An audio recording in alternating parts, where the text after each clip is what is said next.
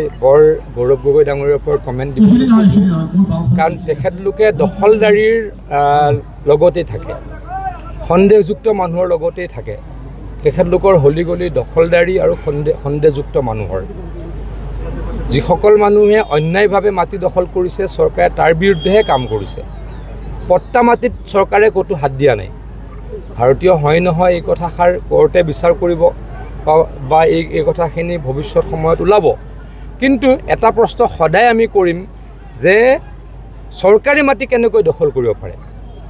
চৰকাৰী মাটি দখল কৰা মানুহে গৌৰৱ গগৈ ডাঙৰীয়াই হওক বা অন্য দলবিলাকেই হওক সহায় কৰে। তেওঁলোকৰ ইচ্ছাটো কি অকল নামনি অসম আৰু মধ্য অসমখন এই সন্দেহযুক্ত মানুহখিনি অলৰেডি লৈ ল'লে, দখল কৰি ল'লে।